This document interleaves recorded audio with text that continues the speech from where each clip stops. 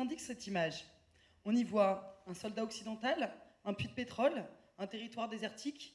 Ce pourrait être un pays d'Afrique ou du Moyen-Orient. Cette image simple dénote une réalité complexe.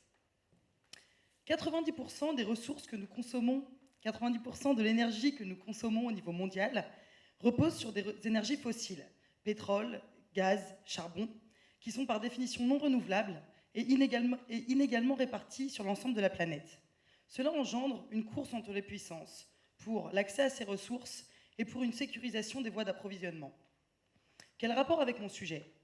Je travaille sur la sécurité énergétique de l'Union européenne et le rôle géostratégique de la Turquie.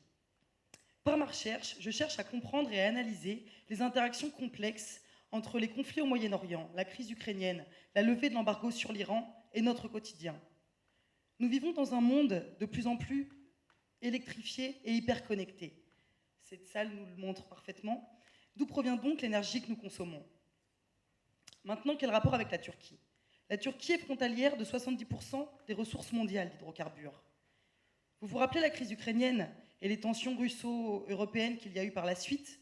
Cela a été dû à la peur de l'Union européenne de dépendre des approvisionnements en gaz vis-à-vis de la Russie.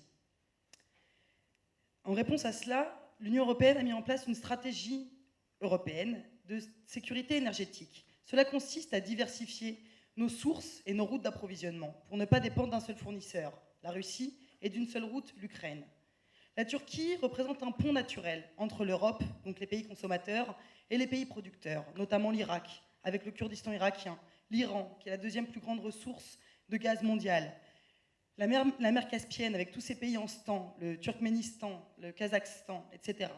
Et la mer Méditerranée, la Méditerranée orientale spécifiquement, où on a découvert, au large de Chypre, d'Israël et d'Égypte, du gaz offshore, c'est-à-dire en mer.